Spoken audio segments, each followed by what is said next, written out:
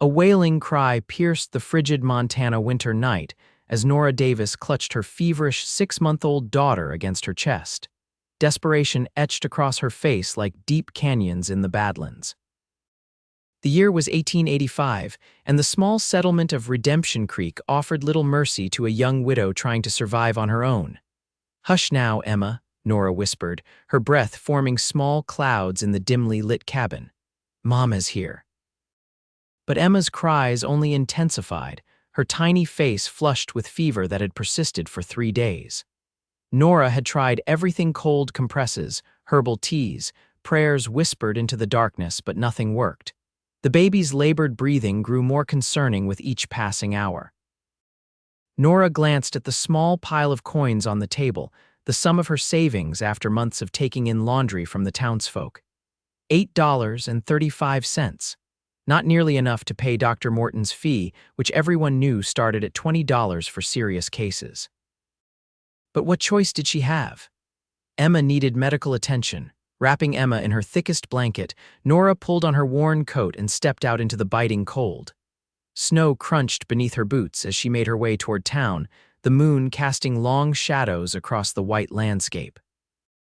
The settlement was quiet at this late hour, with only the saloon showing signs of life, yellow light spilling from its windows and the occasional burst of laughter breaking the stillness.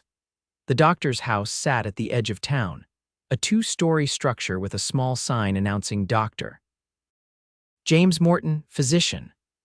Nora hesitated only briefly before knocking, her knuckles rapping urgently against the wooden door. Dr. Morton answered, his gray hair disheveled, wearing a robe over his nightclothes. His expression shifted from annoyance to concern when he saw the bundle in Nora's arms. "Mrs. Davis," he said, "come in quickly before you both catch your death." Inside, the doctor examined Emma with practiced hands, his brow furrowing deeper as he listened to her chest and checked her temperature. "Pneumonia," he diagnosed gravely, "and quite serious. She needs immediate treatment and round-the-clock care." Nora's heart sank. "How much, doctor?" she asked, already knowing the answer would be beyond her means. $25, he replied, not unkindly but firmly. "The medication alone costs $15. I'm sorry, Mrs. Davis, but I can't work for free. I have my own family to feed." Nora emptied her pocket onto his desk, the coins making a pathetic clinking sound. "This is all I have. $8.35. Please, doctor, she's all I have left, doctor." Morton looked at the coins, then at the sick child, his professional detachment warring with compassion. "I can give you some basic medicine for that amount, but it won't be enough. She needs stronger treatment and proper care." "I'll get the rest," Nora promised desperately. "Somehow. Please just help her now." Before the doctor could respond, the door opened, bringing with it a gust of cold air and the imposing figure of a man Nora recognized but didn't know by name. Tall and broad-shouldered, with dark hair and several days' worth of stubble, he was one of the cowboys who worked at the Miller Ranch outside town. "Sorry to interrupt, Doc," the man said, holding his hat in his hands. "My horse threw a shoe and I took a bad fall. Think I might have busted a rib." His eyes shifted to Nora and the whimpering baby in her arms. Something in his expression changed, softened. "What's wrong with the little one?" he asked, his voice gentler than his rough appearance suggested. Dr. Morton sighed. "Pneumonia, serious case, but Mrs. Davis here can't afford the full treatment." The cowboy's eyes met Nora's, and something passed between them, an unspoken understanding of what it meant to struggle, to fight against odds that seemed insurmountable. "Name's Yates Morgan," he said. "How much does she need?" Nora blinked in surprise. "I couldn't possibly. $16.65, Dr. Morton interjected. Without hesitation, Yates reached into his pocket and pulled out a leather wallet. "I've got $12 here," he said, placing the bills on the desk. He thought for a moment, then nodded to himself as if coming to a decision. "And my saddle, it's worth at least $30, custom made by Carson in Denver." "Your saddle," Nora gasped. "Sir, I can't let you. A saddle can be replaced," Yates said firmly. "A child's life can't, doctor." Morton looked between them. "Morgan, are you certain? A cowboy without a saddle is like a fish without water." "I'm certain," Yates replied. "It's in the livery with my horse. Tell Simpson I said to give it to you. He'll understand." Nora stared at this stranger, this rough cowboy who was willing to part with something so essential to his livelihood for her daughter, a child he'd never even met before tonight. "Why would you do this?" she whispered. Yates met her gaze directly. "Because someone once did something similar for me, madam, and because it's the right thing to do." Dr. Morton nodded. "Very well, I'll accept the arrangement. Mrs. Davis, I'll begin treatment immediately. Your daughter can stay here tonight where I can monitor her condition." Relief washed over Nora so intensely that her knees nearly buckled. "Thank you," she said, looking between the doctor and the cowboy. "Both of you, I don't know how I'll ever repay such kindness." "No need," Yates said, wincing slightly as he shifted, reminding them all of his own injury. "Just get that little girl well." Dr. Morton examined Yates next, confirming 2 cracked ribs that needed binding. As the doctor worked, Nora sat nearby, cradling Emma, who had finally fallen into a fitful sleep after receiving the first dose of medicine. "You're new to Redemption Creek," Yates observed. "It wasn't a question." "Not so new," Nora replied softly. "Almost a year now. My husband Thomas and I came west for a fresh start. He died last spring. Fever took him fast. Emma was born a month after we buried him." Yates nodded, understanding in his eyes. "I'm sorry for your loss, Mrs. Davis. Please call me Nora," she said. "After what you've done, formalities seem unnecessary." A small smile played at the corners of his mouth. "Nora, then." For the first time in months, Nora felt a warmth that had nothing to do with the fire burning in the doctor's hearth. It was the warmth of human connection, of not being entirely alone in the world. "Before dawn, doctor." Morton pronounced Emma's condition cautiously improved and allowed Nora to take her home with strict instructions and medication. Yates insisted on escorting them, despite his own discomfort. "You don't have to do this," Nora protested as they stepped into the pale light of early morning. "I know," he replied simply, falling into step beside her. The walk back to her small cabin was slow, each of them carrying their own burdens, Nora with her sick child, Yates with his injured ribs. Neither complained. At her door, Nora turned to him. "I will find a way to repay you, Mr. Morgan." He shook his head.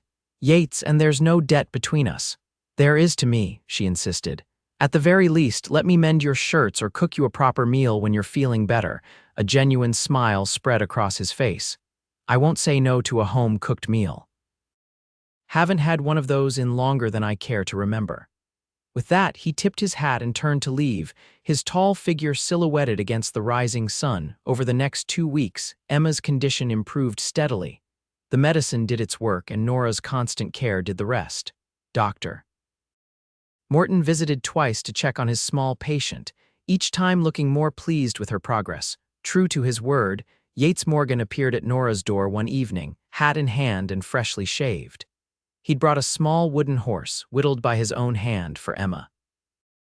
"Not much, but thought she might like it when she's feeling better," he said, almost shyly. The meal was simple rabbit stew with vegetables and biscuits, but Yates ate as if it were a feast at a fine restaurant. "Best meal I've had in years," he declared, accepting a second helping. "Working cattle doesn't leave much time for cooking." "How long have you been at the Miller Ranch?" Nora asked, genuinely interested in this man who had so drastically altered her circumstances. "Going on 3 years," he replied. "Before that, I drifted, worked ranches in Texas, Colorado, Wyoming. Went wherever the work was. And before that," a shadow crossed his face, "war, fought for the Union, came west afterward. Too many ghosts back east." Nora nodded, understanding all too well about ghosts. "Thomas and I came from Pennsylvania. He worked in his father's mercantile, but he always dreamed of having his own land." "Dreams are what the West is built on," Yates said softly. "Some come true, some don't. And your dreams, Yates Morgan, what are they?" He considered the question seriously. "Used to be simple, a piece of land, some cattle of my own. Lately, I've been thinking maybe there's more to life than just that." Their eyes met across the table, and something unspoken passed between them again, that same current of understanding that had flowed in the doctor's office. After dinner, Yates helped with the dishes despite Nora's protests, and then sat in the rocking chair, holding Emma while Nora tidied up. The baby, now on the mend, seemed fascinated by his rough hands and the stubble on his jaw. "You're good with her," Nora observed, surprised by how natural he looked with a child in his arms. "Had 4 younger siblings," he explained. "Helped raise them after our ma died. When it came time for him to leave, neither seemed eager for the evening to end." At the door, Yates turned to her.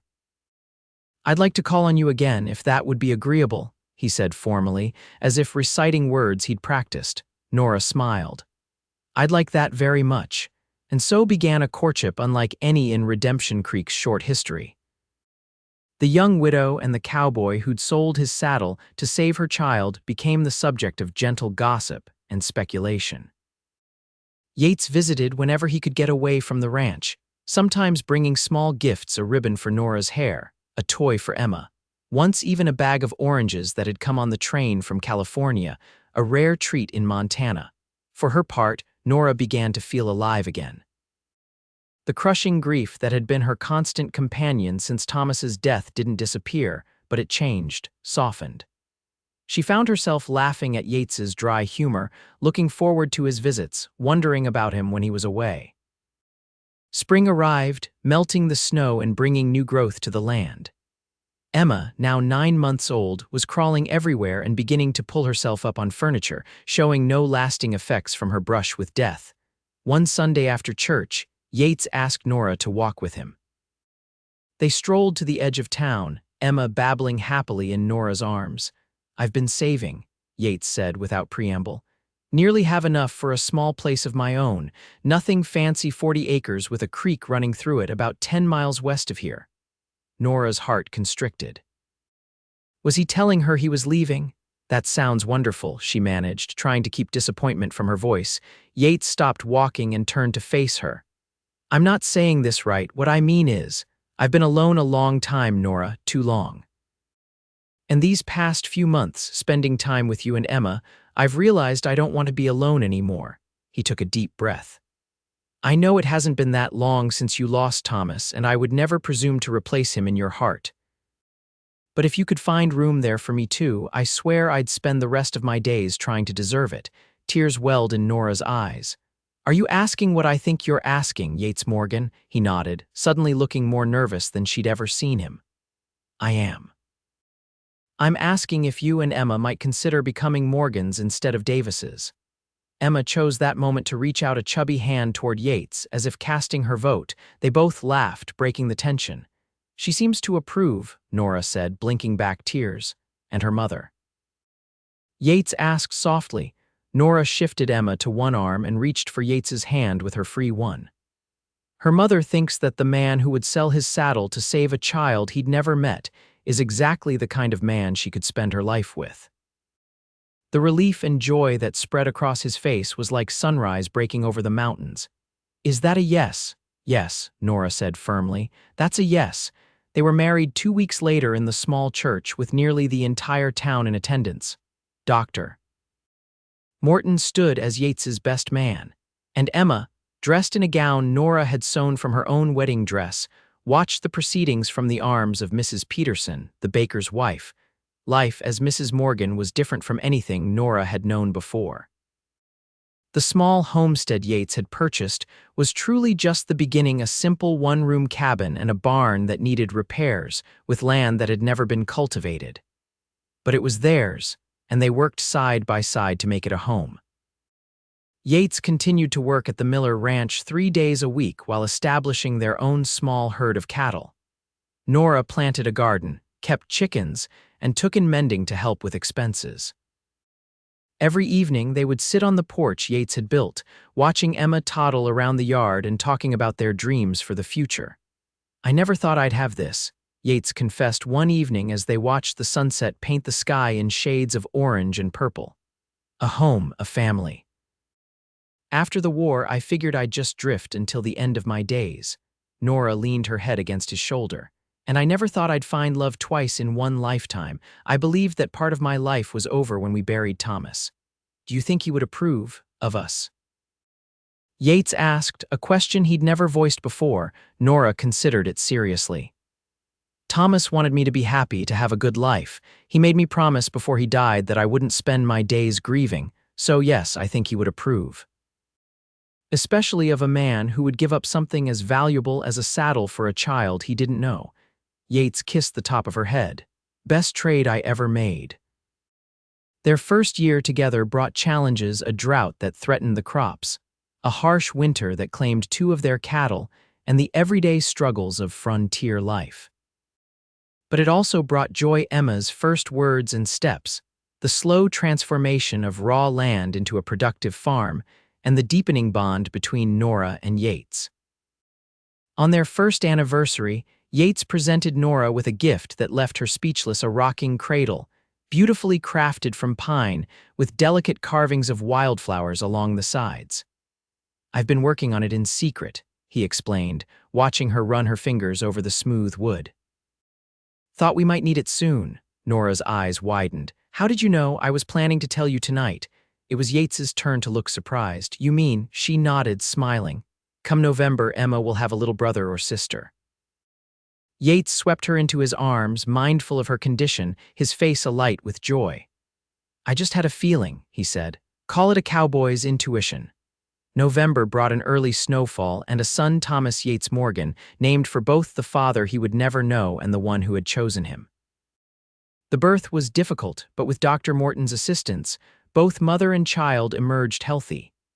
He has your eyes, Nora told Yates as he held his son for the first time, his large hands cradling the tiny bundle with infinite care.